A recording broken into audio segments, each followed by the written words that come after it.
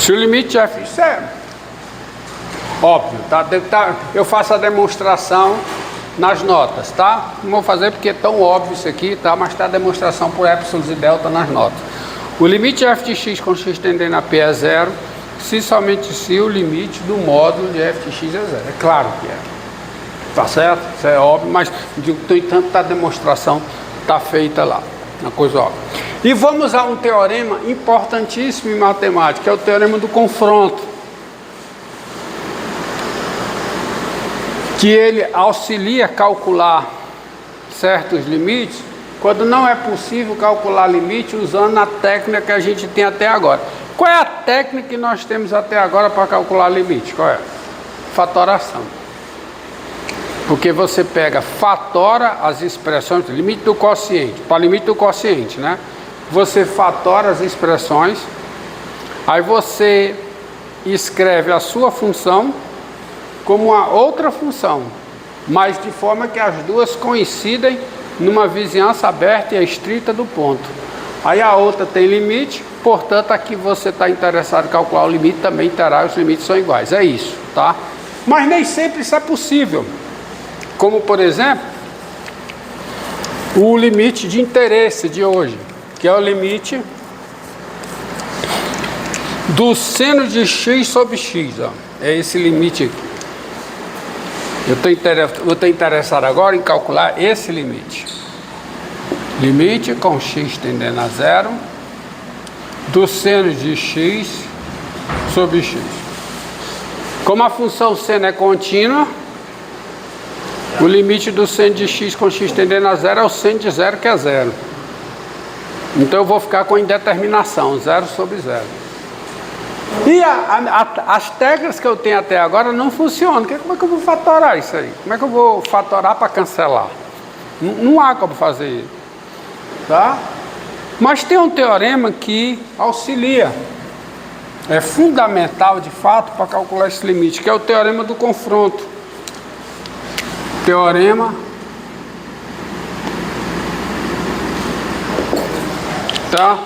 do confronto, que diz o seguinte: sejam, tá? P, o número real,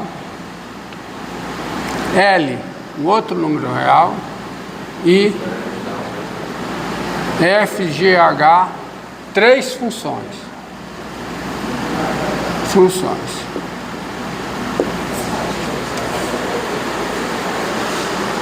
Tá? Se F, G e H, essas três funções, vou botar assim, vou abusar do português, vou botar assim: se F, G e H estão definidas, estão as três definidas numa vizinhança. Se as três funções estão definidas numa vizinhança aberta e estrita de P.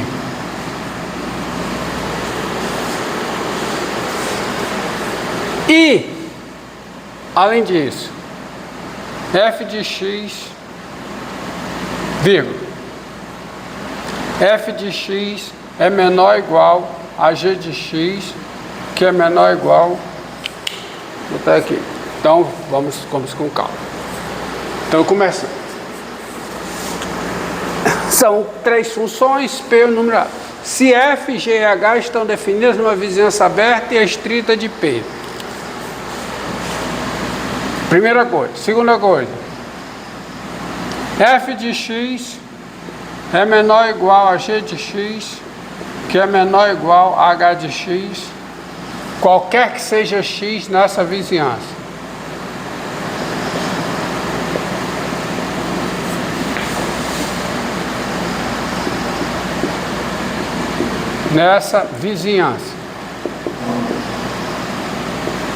Nessa vizinhança, que é uma vizinhança o quê? Aberta e estrita de P. E O L é o limite de f de x com x tendendo a p. E também é o limite de h de x com x tendendo a p. Então, a conclusão é que L é o limite de g de x com x tendendo a p. Em vez de demonstrar aqui para vocês, tá, usando epsilon e delta, eu vou deixar a demonstração para ser verificada nas minhas notas, está lá a demonstração, e vou fazer um desenho para você visualizar o que é que está acontecendo. Tá? Olha, quantas entidades eu tenho aí nesse teorema? Quantas entidades matemáticas eu tenho aí? Quantas coisas matemáticas eu tenho aí? Quantas entidades matemáticas? É muito mais legal, elegante você dizer. Quantas entidades matemáticas eu tenho aqui? 2 números reais e 3 funções, ou seja, 5 entidades matemáticas. E quais são as hipóteses sobre essas entidades matemáticas? As 3 funções estão definidas numa vizinhança aberta e estrita de P. Então vamos lá, olha aqui. Tá? Olha aqui. Vou desenhar aqui com o eixo das abscissas, eixo X aqui, e o eixo das ordenadas aqui. E aqui eu tenho o ponto P, e as 3 funções, elas estão definidas numa certa vizinhança aberta e estrita de P. O que é uma vizinhança aberta e estrita de P? É uma diferença da forma I menos P, onde I é o intervalo aberto que contém P. Ou seja, é o intervalo aberto que contém P menos o P. Isso é uma vizinhança aberta e estrita de P. Então, as 3 funções, elas estão definidas aqui, ó. Elas estão definidas para todo x nesse vermelho aí. Esse conjunto, essa união desses 2 intervalos abertos está contido no domínio das 3 funções. Primeira coisa. Agora, a segunda coisa é f de x é menor ou igual a g de x, que é menor ou igual a h de x. Para todo x nessa vizinhança. E tem mais. O L é o limite de f de x com x tendendo a p, que também é o limite de g de x com x tendendo a p. Então, está aqui o L.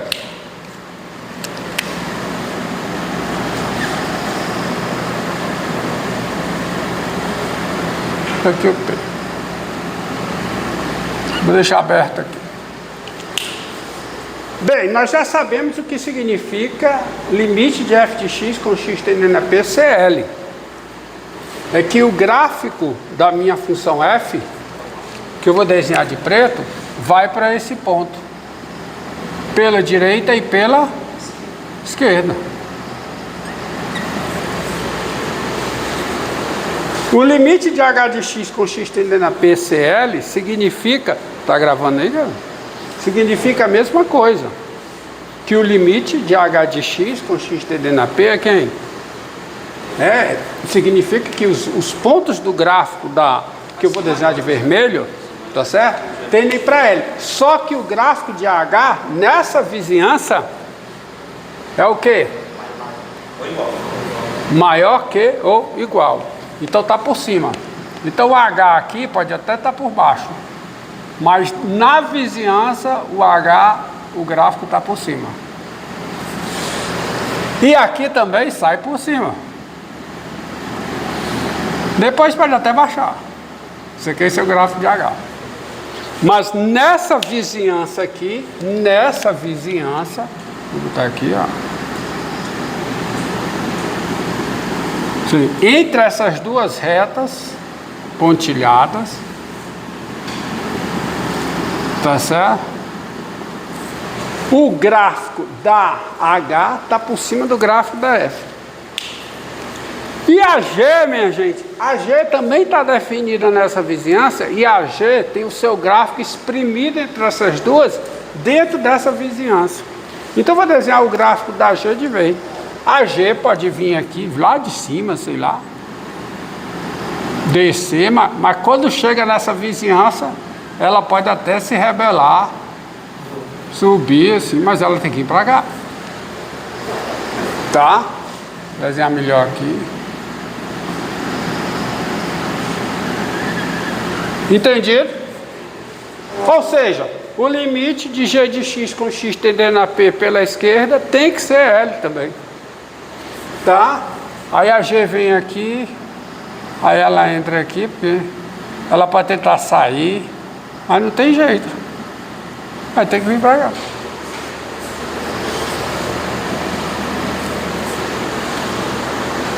Isso só tá certo? E pode ir lá nas notas, não vou fazer a demonstração, está feito bem direitinho usando a definição de limite, tá? Eu provo, tá? Nas notas, veja. Esse é o teorema do confronto. Eu vou partir logo para a aplicação dele. Tá? Então, considere o seguinte, olha, exemplo de aplicação. Seja f de R em R,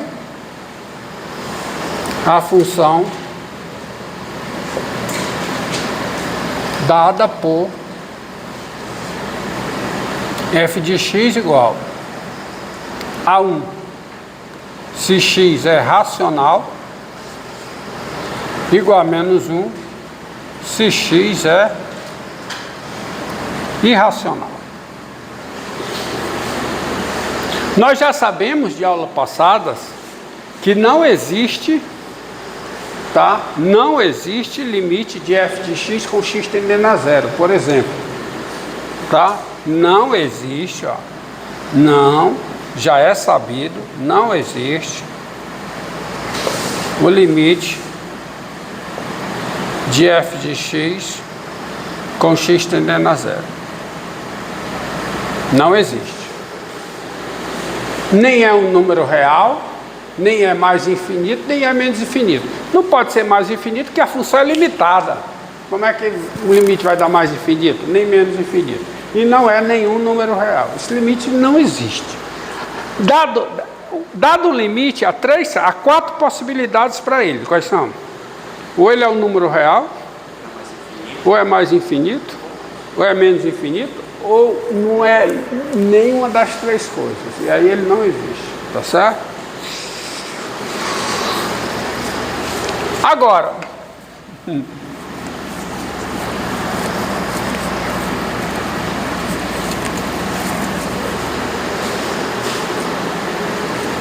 e a pergunta é, aí eu faço a pergunta, e limite com x tendendo a zero de x vezes f de x? Pergunta. Limite de f de x com x tendendo a zero não existe, mas o limite. Ó,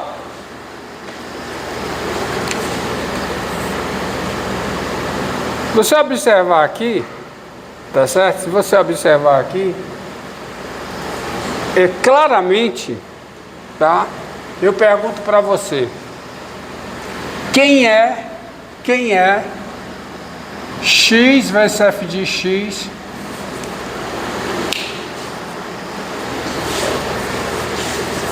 dado x diferente de zero, que é o que interessa, dado x diferente de zero,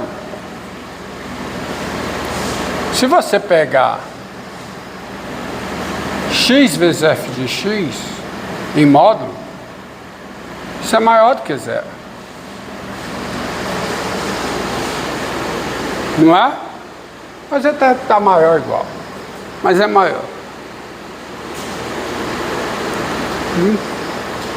Acontece que isso aqui é o módulo de x vezes o módulo de f de x. E quanto é o módulo de f de x? É 1. Então isso aqui é o módulo de x. Assim você tem, ó, assim você tem o seguinte, 0 é menor que igual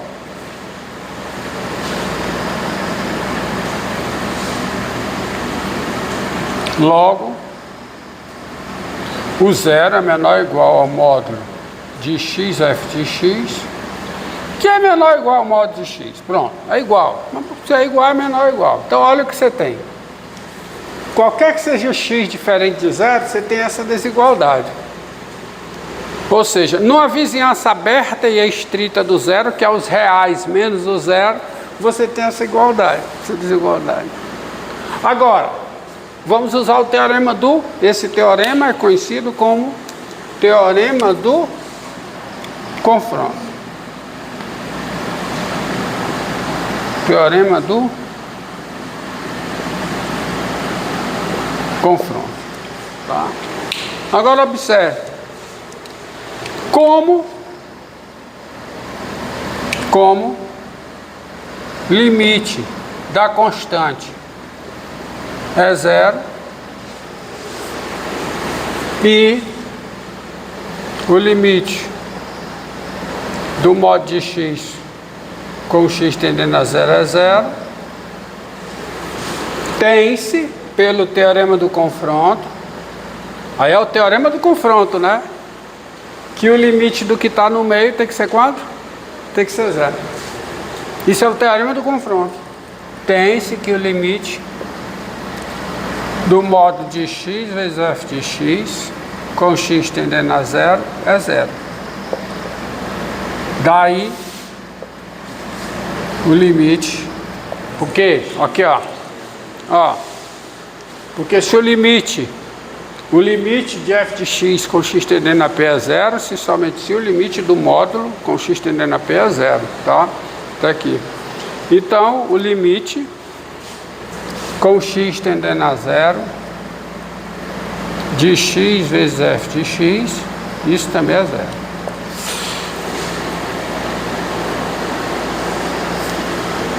Tá bom?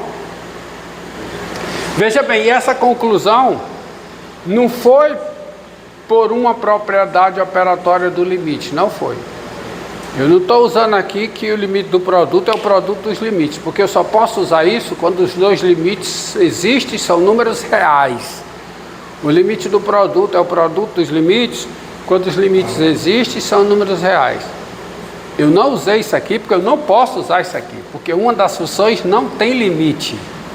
Uma tem limite zero, a outra não tem limite com x tendendo a zero. Então a conclusão aqui foi pelo teorema do confronto. Tá? O teorema do confronto. A não existência desse limite, eu uso uma outra proposição.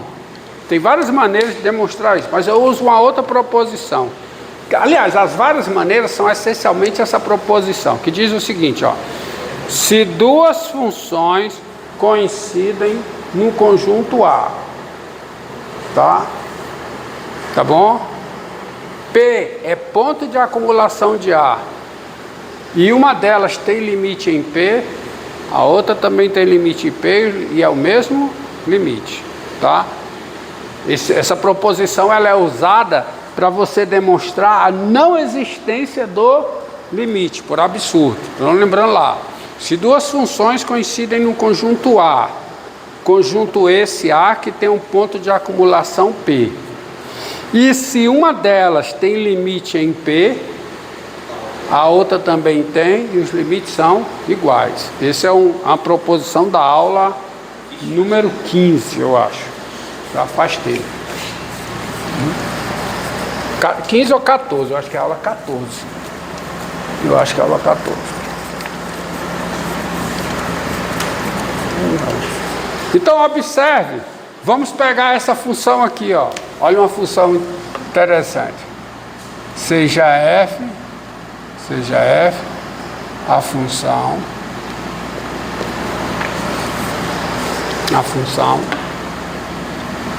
dada por f de x igual ao seno de 1 sobre x. Ó, quem é o domínio dessa função?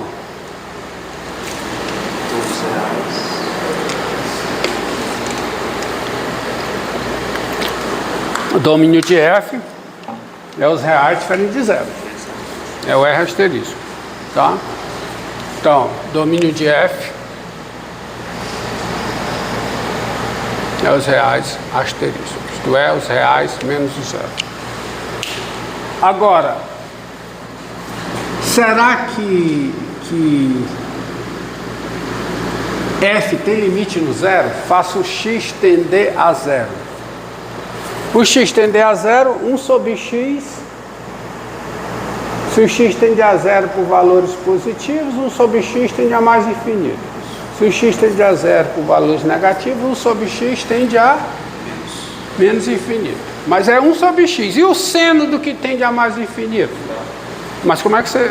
Não dá. Não dá. Eu posso calcular seno de qualquer número real. A pergunta é, o que é que acontece com o seno de um número u quando o u tende a mais infinito, né? Aí vamos dar a demonstração que esse limite não existe. Que esse limite não existe. Suponha